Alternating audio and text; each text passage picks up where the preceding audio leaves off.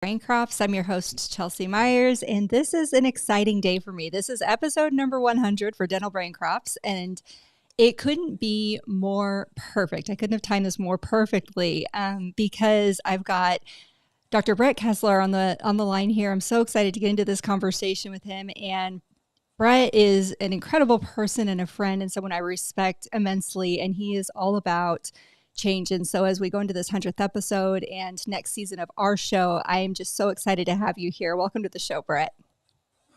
Thanks, Chelsea. Wow, 100 episodes. That's great. That's a lot of dedication and a lot of people you've talked to. This is my second time on the podcast or on the episode, I guess. And so it's nice to be back and always nice to see you. Nice to see you too. And congratulations, President elect of the ADA. I'm so excited. I want to get into all of the things, your goals, and your journey getting here. But first, if we could just talk a little bit about your background, Brett. I know that many people know you, but just give us a little summary who you are, what you're doing. Okay. So I'm a general dentist. I practice in Denver, Colorado. I'm not really practicing that much right now because of my new role as president elect of the ADA. Foundational stuff. I had a substance abuse problem when I entered dental school back in the early 90s, and I graduated with a worse substance abuse problem. I hit a bottom in 1998 where I finally dealt with it appropriately, and I've been sober for over 25 years now.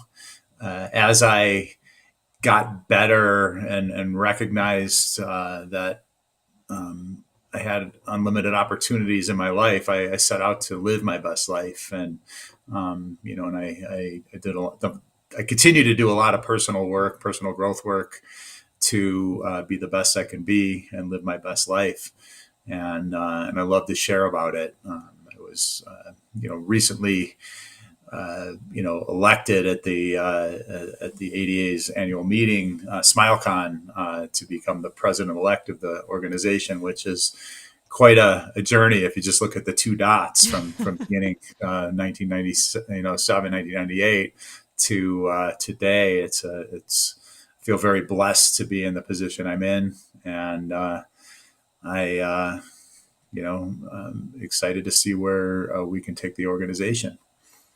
So, And it's so neat to hear you give that. We fill in the blanks with what would have been a really rocky start out to this incredible spot that you're in now. And when I think about that and I reflect on the conversations that we've had and just what I know from my own personal experience, had you not made the decision to prioritize your health and your wellness, you would not be even a candidate that someone would be thinking about to be in the position that you're in today. And so when you talk about, I realized that I hit a bottom. Do you feel like that's something that you just kind of woke up one day and you're like, crap, I'm at the bottom? Or do you feel like you were becoming more and more aware of that? Because what I'd really love to help our audience who may be struggling with anything, there's substance abuse, there's sexual addictions, there's overspending, there's anger management concerns. There's all kinds of things that we struggle with. And some of you can smell and you can see on someone, and some of them you can't. They're very private and well hidden. But we all have our things. And so what was your experience like as far as identifying that issue? so it was my secret. I kept it very under wraps, and ended up going to rehab in 1997, basically to chase away consequences. Consequences were starting to mount, and I saw it as a problem, and actually called the Michigan Dental Association Wellbeing Program, and they directed me towards help. And they directed me towards treatment, but I didn't get sober there. And I went to treatment. My whole life is many of us are high achievers, especially in the dental field. We have to be to accomplish getting that degree. But my whole life, I would, if I had a problem, I would just dive into potential solutions and then solve it and then move on. And my MO is to go to rehab, solve my problem, and move on. And I didn't recognize the extent of the disease of my addiction, how much it had overtaken my brain. And I recognize that I can't fix my broken brain with my broken brain. Um, and, uh, and so I did not listen to the suggestions that were given to me after I left rehab. And I just kind of went on my own way. And, what I learned is that my default, if left to my own devices, I will, want to go back to my old ways. And that's what I did.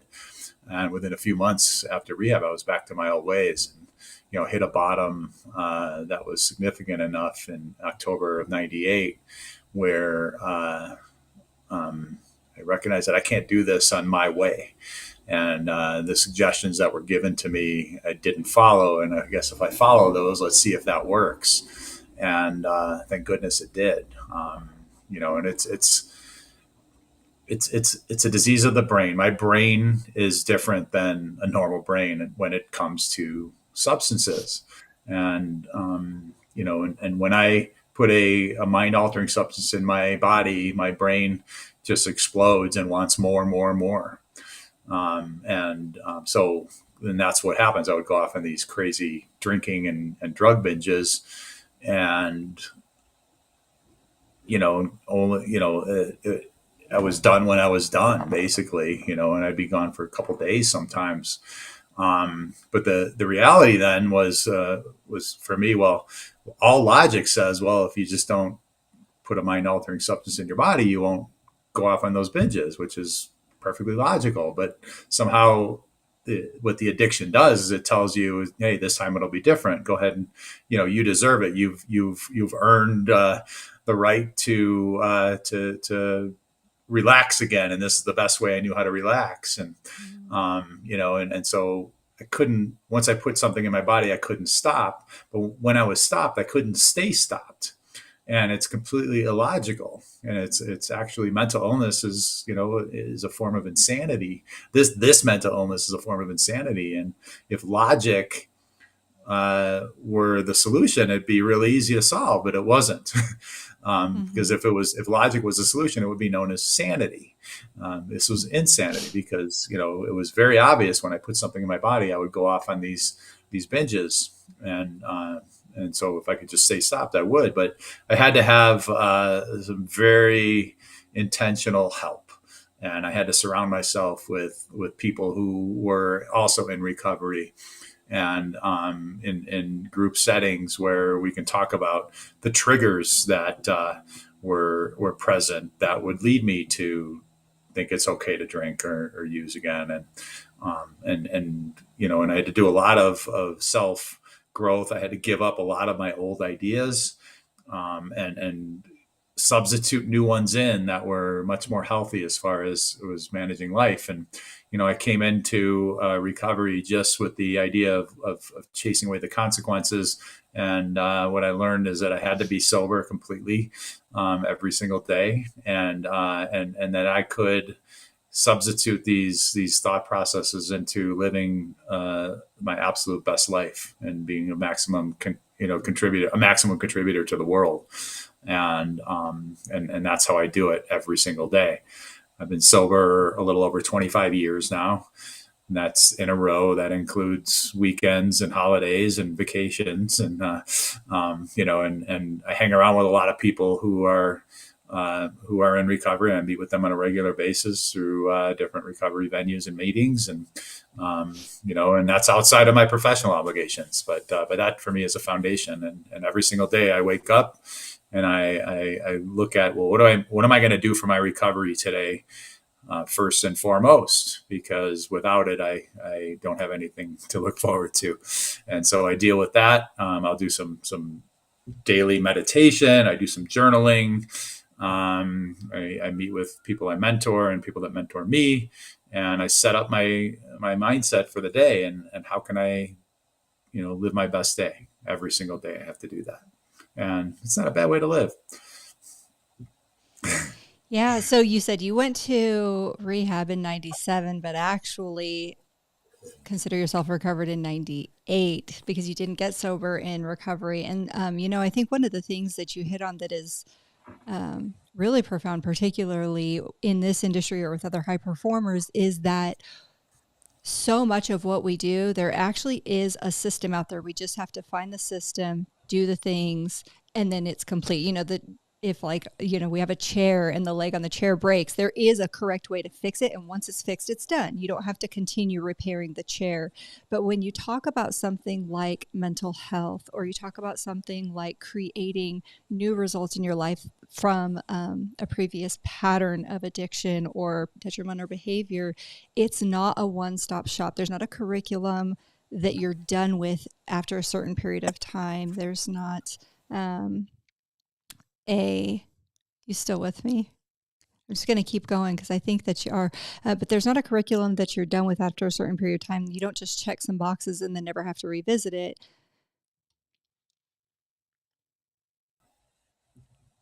Sorry about that. That's okay.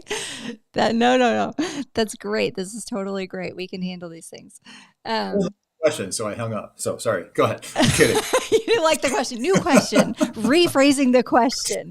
So you can't just check the boxes and be done with it. It's not as simple as fixing something or, you know, erasing something and it's over. This is something that requires continuous attention to detail to not only solve what was going on, but allow you to engage in that continuous improvement and make that impact that you want to make in the world. You said that you're constantly meeting with people who had similar situations and are now recovered, or engaging with people who are wanting to recover. And that's a part of the system that actually works for this. Is that what you're saying? Exactly. Exactly. And first of all, it's a great reminder for me. I actually had a phone call with a dentist yesterday who was struggling, and she's from Colorado, and called me out of the blue, and it's a I was able to guide her to some resources to get help, and but what a great reminder for me of I'm not in that position anymore, and I don't ever want to be in that position anymore, where my life looks hopeless, and Right. so and I work hard to be the person I am today, and everything I do is by intention, and so many of us live. The wind blows us whichever way it blows us, and one day we wake up and we're not happy and we don't understand why, and but it's because we didn't really set the intention of what happiness looks like, what success looks like for us. Mm. And for me, it started out as, don't drink one day at a time. And then I realized that I could do so much more with my life. And, with a lot of these, more positive mindsets and, protocols that, used to lead me to drink now lead me to deal with the present moment, and to set goals, and then when I have this goal, I can, every decision I make, am I moving myself closer to the goal, or am I moving myself further away from the goal? And so it's all interrelated. Whether you're dealing with addiction, mental illness, or even physical problems, there's a recovery plan that you can follow, and everybody's recovery plan is unique. But the commonalities are that the mindsets must change, and if we are going to accomplish goals, we must grow so we can accomplish those goals. Otherwise, we would just be following along. I think that the movie Forrest Gump has an opening sequence where a feather is just kind of floating around in the wind and landing in different places, and then and staying for a second, and the wind takes it to another place, and and the whole movie is Forrest Gump is floating around in the wind and experiencing these amazing things, and then floating to the next amazing thing, but it's a fairy tale. And what it was so intriguing about the movie was that we all want that, but we don't want to work hard for it. We just want to let the wind blow us in various directions. And sometimes that works. Sometimes you just kind of move forward and don't know where you're going, and you end up in these amazing situations. But for the most part, to climb up a mountain, it takes a lot of effort. And you and I got to experience that a couple weeks ago, which was awesome when you came to visit in Colorado. But it's this living, living with an intention, and acting along those lines are the key to success, not just for me, but for everyone I know who's been successful. No one just landed into success. The overnight success shows the little bit that is visible. They don't see the, the, the iceberg that's submerged under the water that goes down thousands of feet. So it's a lot of work. Mhm. Mhm. And it can be terrifying, actually. I earlier in the conversation when you mentioned, I knew that it had to, some of the things from my past had to never be a part of my future, not on holidays, not on breaks, not when I deserve them, never. And that's a terrifying feeling. I can recall being terrified by that idea, right? But what's on the other side of it is what you're describing, the the fairy tale. And I also think we should talk a little bit about the word work, because the words that we use to define our experiences have a significant impact on the experience that we have. And some of us have words that we use that we've just never intentionally defined. And when we go to define it, a word like work or sacrifice or discipline, these can be really repelling words for us. And I think it's important to assess the words that we're using and how we think and feel about them, and create new definitions if there's a better one that would serve us. Because I think work is designed for us. I think it's for us to find joy and to create and to contribute and to bring people together. And depending on what our experience has been and who we were raised by, it can actually have a really heavy sense about it for us. What are your thoughts on that? Yeah, the 1950s model of work was, the father would, you know, leave the house every day with his little lunch pail and drive off, and the mom would sit there and and do her work. She cook the breakfast and get the kids off to school while she was home doing the housework and the ironing and the vacuuming, and then dad would come home and and he would take a drink, a drink of scotch, or just to Mm-hmm. unwind from the day, and then have the dinner with the kids, and but no one would ever talk about the work, and in those days the work was, especially the jobs were mostly jobs for life. You were with a company and you retired with that company. Mm. And today's idea of work is much different. Although it is very similar, there's a lot of differences to it. The roles have been opened up where men and women both work. And in dentistry now, over 50% of the dental student population are women, which is awesome. And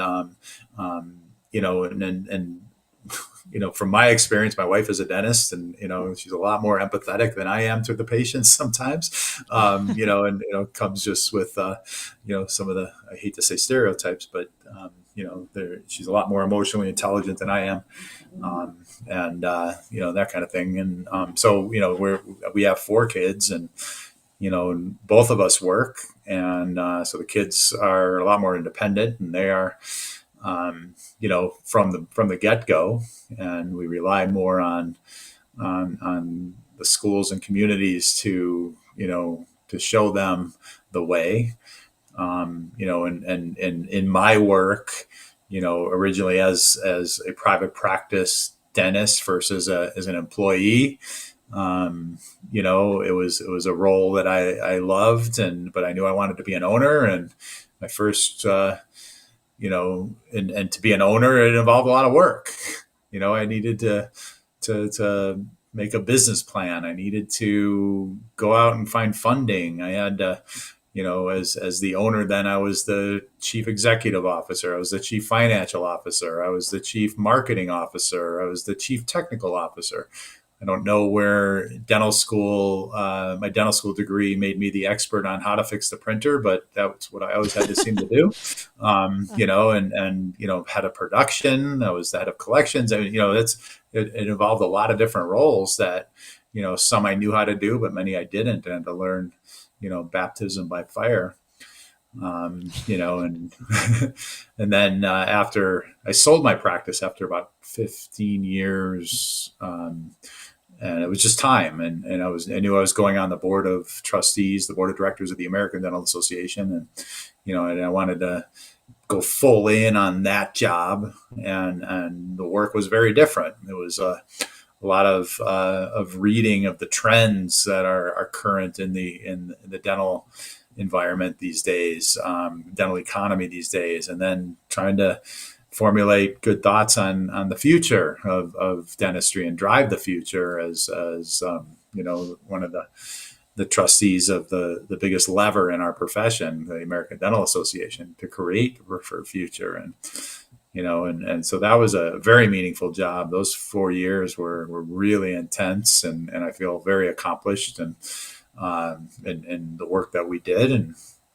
I'm blessed and lucky enough to serve now as the president elect of the ADA this year, and then president starting next October for the next year.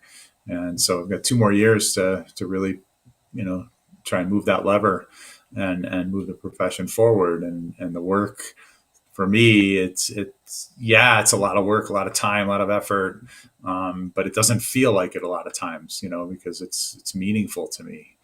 And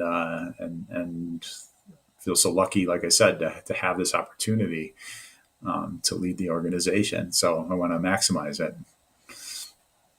And I'm so, so excited for you and want to offer again, just publicly, congratulations. You and I, when we met, it was because I'd come across something that you had written, and woven throughout that tapestry of whatever of the paragraphs I was reading was the passion that you have behind wellness and mindset and health. And, we are so fortunate to be in the industry at this time where we have so much technology and AI and advancements taking place, and it's rapidly changing.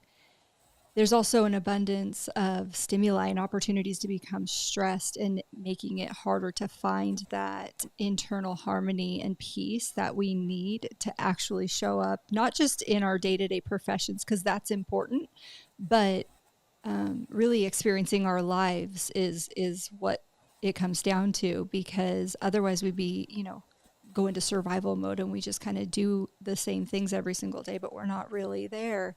And so when I came across that, I was like, wow, this person's got some depth. And I reached out to you because I just wanted to know more. We know that stress contributes to cognition loss and motivation loss, and it perpetuates discomfort. And on the flip side, we're more productive and we have more fun, and we create, more of whatever we want, more wealth, more experience, more fun, when we have a healthy mindset. And so you touched on some of them at the beginning of the conversation, but talk about some of the ways that you, particularly now when your own world is substantially more busy than it used to be, what are you doing? How do you manage that? Because a lot of people are trying to figure out how to get a better handle on their situation. Sure.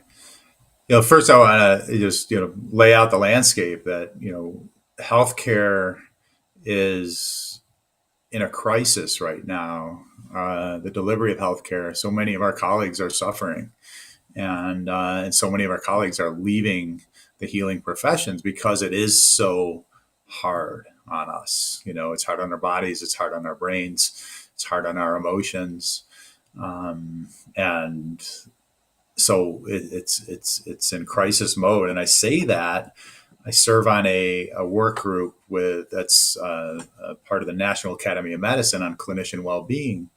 And one of the stats that came out of this group was this work group was that we're 1 million nurses short in the system right now, because Wow. so many nurses have left due to burnout. And in dentistry, I read a study where over 80% of us have identified that we're burned out. And there's no way we can be effective as dentists, as practitioners, uh, as effective as we could be if we are burned out.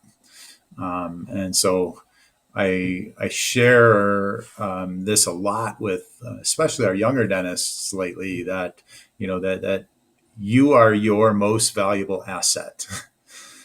Okay. Yes, we've got assets and it's on a balance sheet. We may own a house, a car, a practice. We may have money in the bank. We have stocks, but all that doesn't mean anything if we're not well.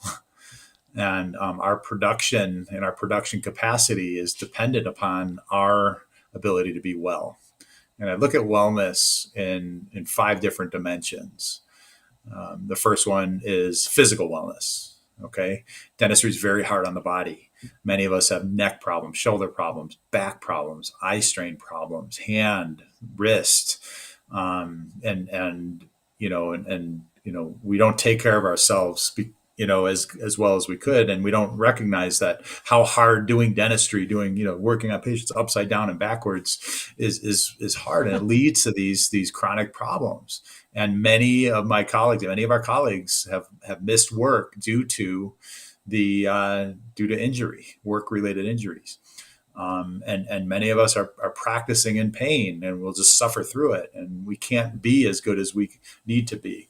And so, we need to take care of ourselves as such physically. So, doing a regular exercise routine. It doesn't, I'm an endurance athlete. I do crazy long, Ironman races and ultra marathons and marathons and things like that. And, you don't have to be crazy like me, but we need to find ways to keep our body in the best shape possible. Stretching, yoga, some kind of resistance training, some kind of cardiovascular training. Be very intentional about what we put in our bodies, what kind of food choices that we make. So physicality, if we've got all the information in our heads of what we need to do for dentistry, but we can't use our bodies to create it, it goes away. So that's the first dimension. Second dimension is, our mental axis of wellness. And we need to do things to grow our mental capacity on a regular basis. How can, we got to keep learning. How can we keep learning? Listen to, podcasts, read books, read articles, attend lectures, better yourself as a dentist, better yourselves as a person, and all through expanding the mental axis of wellness, mental capacity, growing it. Third part of the wellness in my definition is the emotional wellness. Feel every emotion to the best of our ability. Don't stuff it. Us high achievers, we don't like to show signs of weaknesses and we don't like to show fear. We need to be experts in everything. And a lot of times we will stuff these emotions that we're experiencing, and that comes back to haunt us later. I truly feel that, early life child trauma, led to poor coping mechanisms for me, which led to my addiction. And it's nothing anyone did that was horrible, but I experienced a trauma that caused that. Okay, so dealing with our emotions on a regular basis. The fourth is spiritual wellness, and some people, when I say spiritual, go right to, religion or God, and which could be part of a spiritual. For me, I believe that the universe is, you taught me this, the saying, the universe is rigged in my favor. And, and I really love that, because there are powers that be that, if I connect the dots, there's something else out there that's looking over me, and I appreciate it. And I try and connect with that. But I look at spiritual, like what lights your fire, what gets you excited to get up in the morning to accomplish something big, and so growing your spirit is really important. And then the fifth dimension of this axis is social wellness, surrounding myself with like-minded people who are mutually supportive, who help me grow, who I can help grow, who help me deal with things, who I can help them deal with things, who I can share experiences with physically. I can take classes with to grow my mental capacity, and we can laugh and cry with in the emotional side, and so, you are one of those people that, every time we talk, good things come out of it, and so those social connections, are the key to everything. We as humans have a tribal mentality. We want to be part of something, and commune with others. It's just part of what drives us. So even, and frankly, I'm an introvert, and I need my alone time, but only so much of it I can handle, and I get to appreciate when I'm with other people in a bigger way. And so I don't spend, um, you know, I don't spend effort in all five of those axes on a daily basis, but I try and, nurture them on a regular basis. And if I do that, my life seems to always be gelling. And that's pretty cool. But it happens intentionally. It doesn't just happen with the wind blowing me a certain way, and I just let it happen. I need to work. I need to work at it and find time every day to do something to the best of my ability. So that's Yeah. what I do. Those axes, I try and nurture those. Well, first of all, thank you. The admiration is mutual. I love our friendship. I love it is. It's always very inspiring, uplifting. And I always like walk away from these conversations going, okay, and break. And I feel like I've got three other, new things that I want to accomplish or initiatives that I want to start. Um, but I think all of those points you talked on are just so important, and we could really podcast about each one. But when you talked about the first one, the physical, taking care of your physical, what you eat and what you do with your body, and relating that to you're an endurance athlete. I think I said this on the last podcast, but your pictures are just incredible. And then I learned you're taking them just on your smartphone. They look like National Geographic pictures sometimes. But when we went on that hike, I remember you asked me, you're like, so do you want to do the medium or do you want to do the advanced? And I was like, well, I don't actually know what your version of either is. So I chose medium. And so we're in the hike about 10 or 15 minutes. And I'm like, wow, my heart is pounding. I could literally hear it. And then you asked me a deep question that was going to require some explanation. And I was like, I'm not sure how I'm going to talk and keep moving, but I did my best. And hopefully it wasn't too embarrassing for you. But, you know, Not at all. It was great. what would you say? I really feel like there's this connection between the way that you frame up doing a really hard physical activity, and it's so parallel with how we do other things in life, because there's a discomfort that demands your attention, and it really begs for it, but you also always have the power to redirect or to acknowledge and then think about something different. And it just, to me, it parallels, when things get hard in business or in your marriage or in, conquering a habit or whatever the thing is. They're very similar. And I really think that when you're trying to make a change or make an improvement in one area of your life, if you're not sure how to do it, doing something physical is actually really rejuvenating and can help guide that light. What are your thoughts? So, from a physiologic standpoint, the endorphins that get released from a physical effort, changes my physiology. It changes my brain, and it feels great.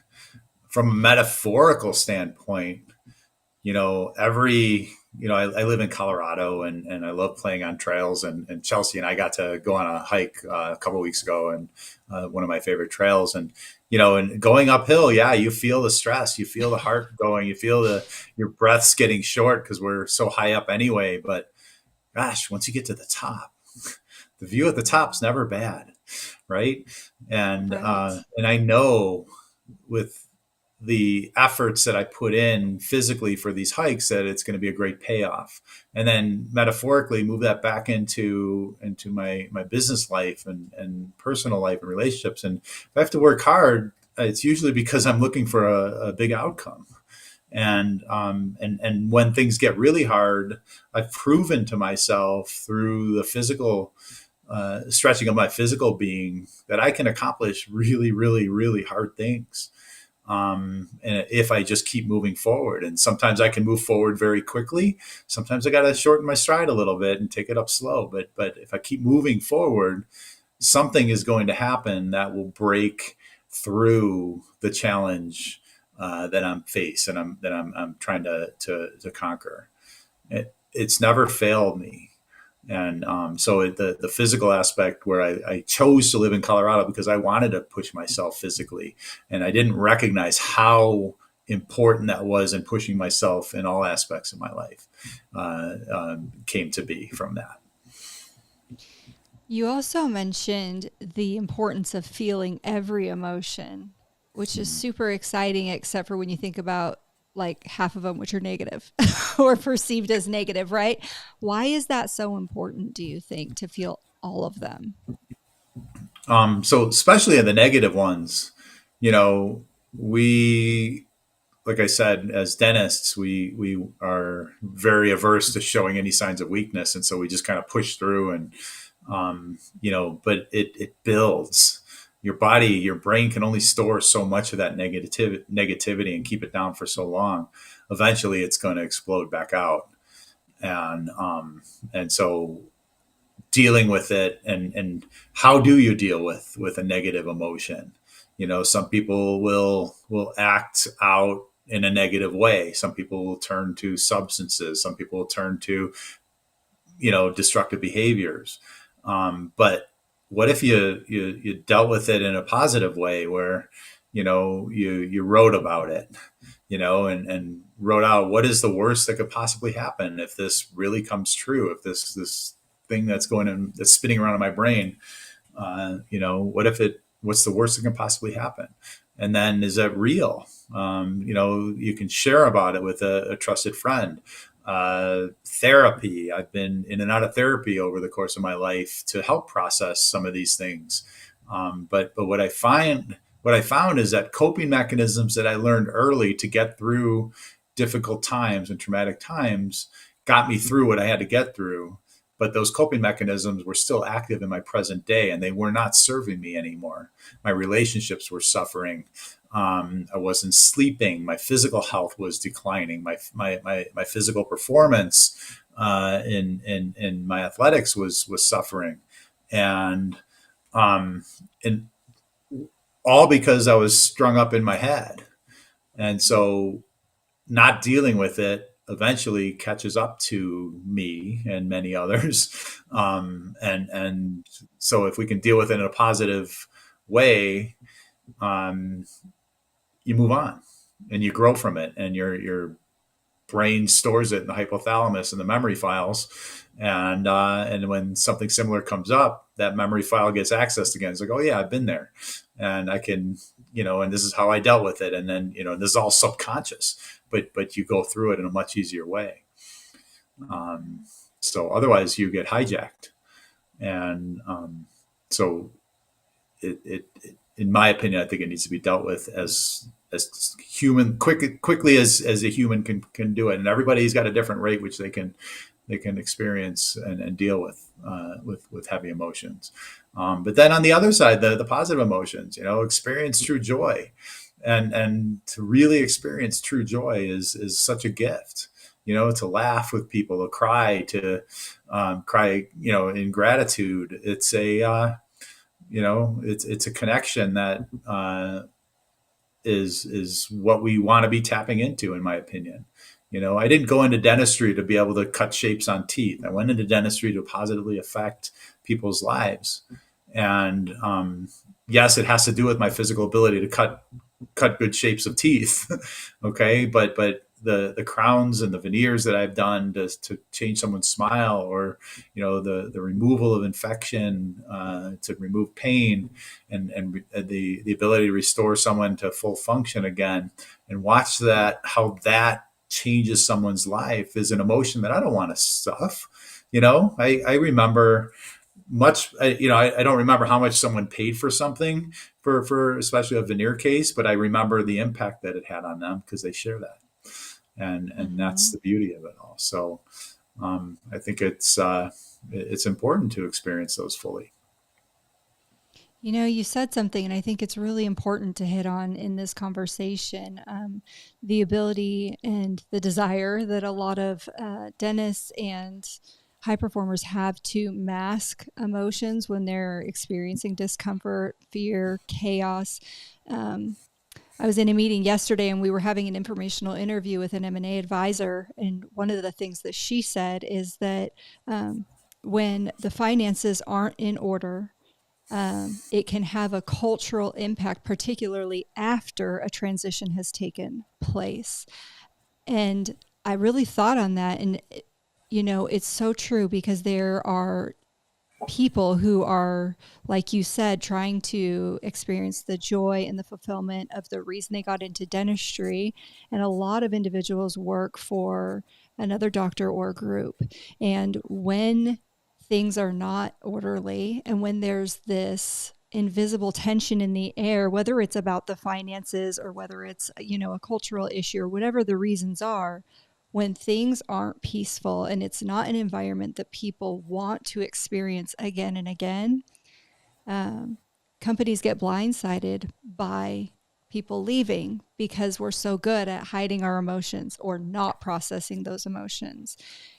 It's critical to have supports in place for our doctors so that they have what they need when things are changing, when we're making transitions, when we are consolidating, whatever's happening. If there's not the correct supports in place, we often miss the telltale signs of something that's about to be very expensive to that organization.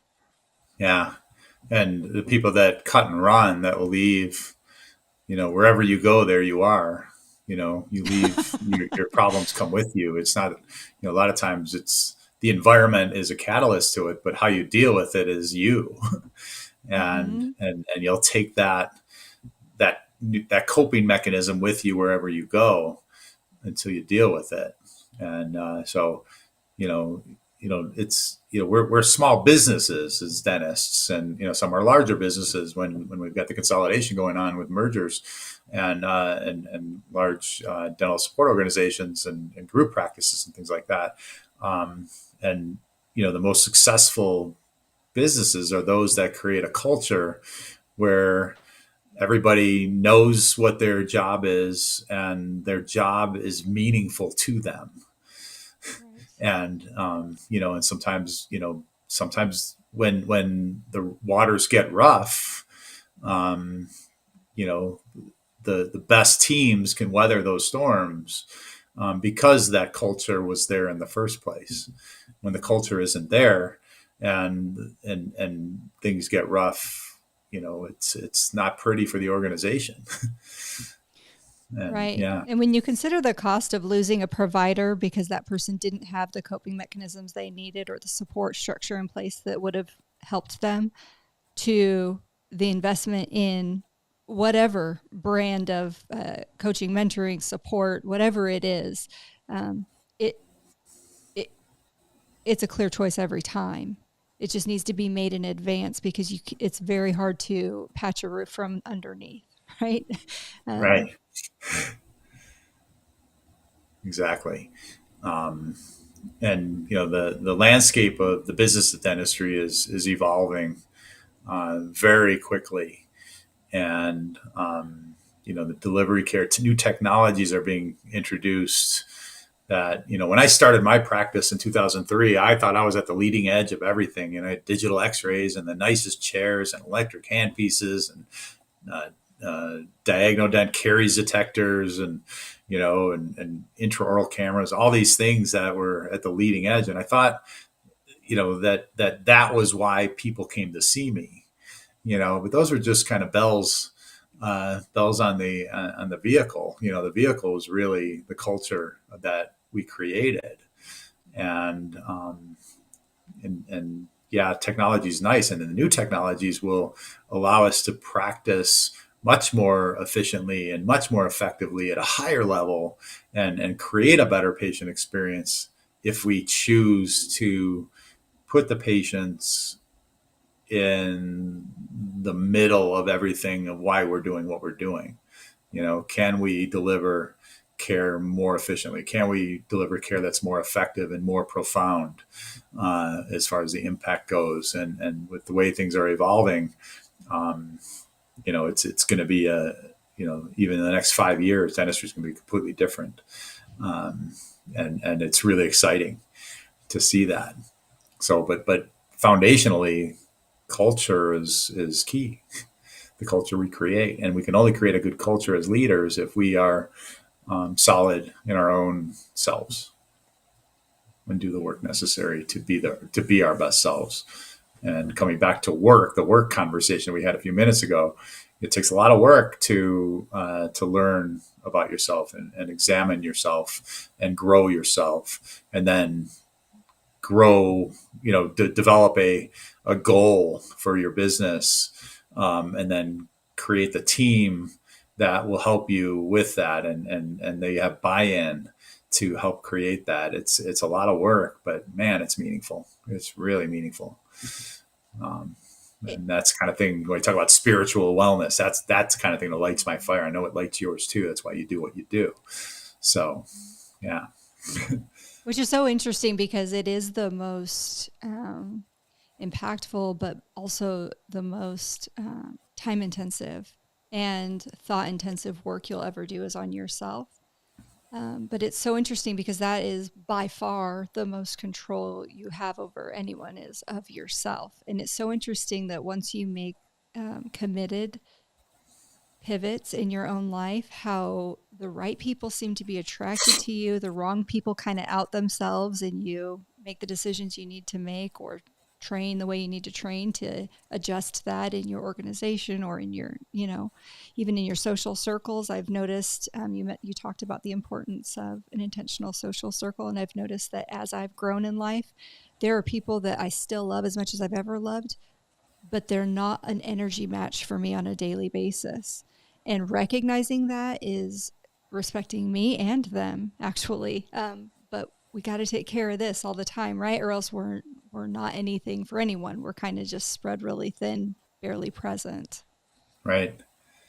Right. And it's important to find that group of people that are aligned with what your goals are. But you as a leader, me as a leader, have to provide an inspiration for that to happen. And there's different ways to motivate people. One is by the carrot or one is by the stick.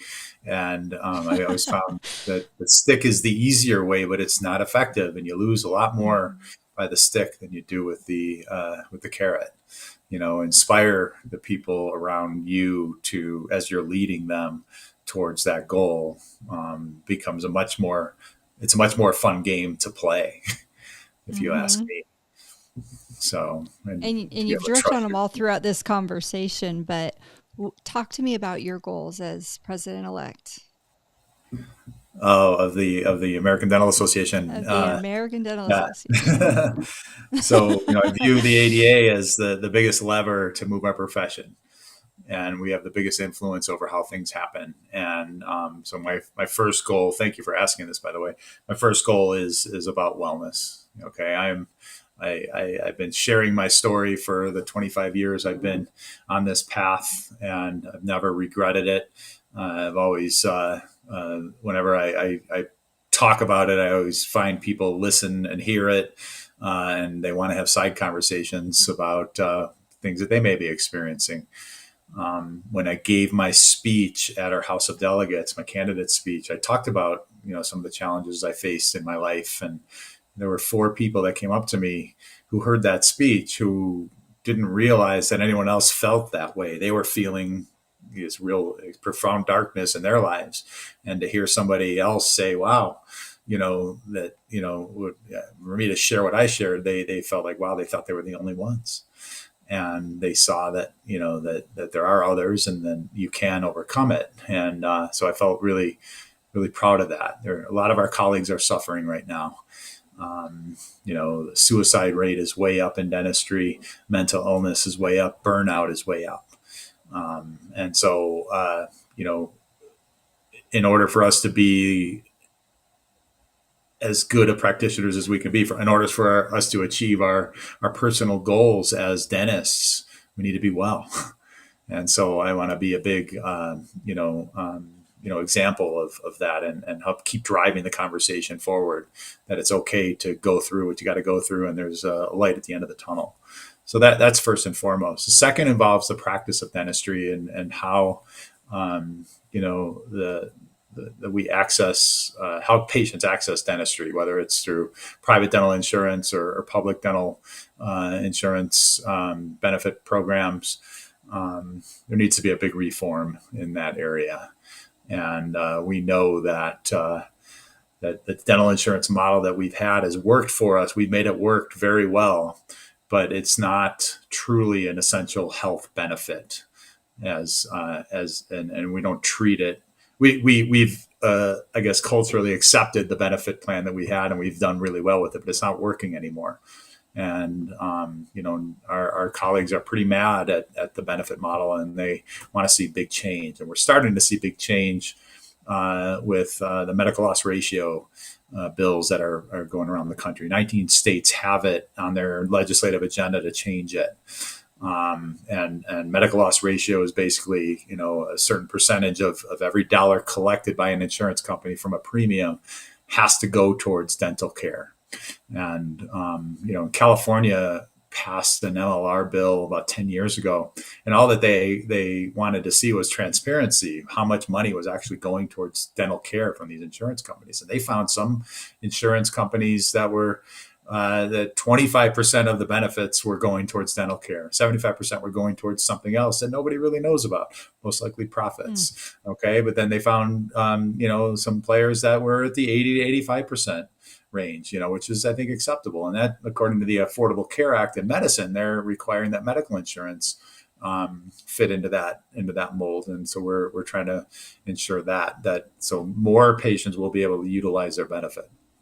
In the public sector, there's, we're strengthening the Medicaid program. We're looking at ways that senior citizens can access dental care, and whether it be through a Medicare program or some other way.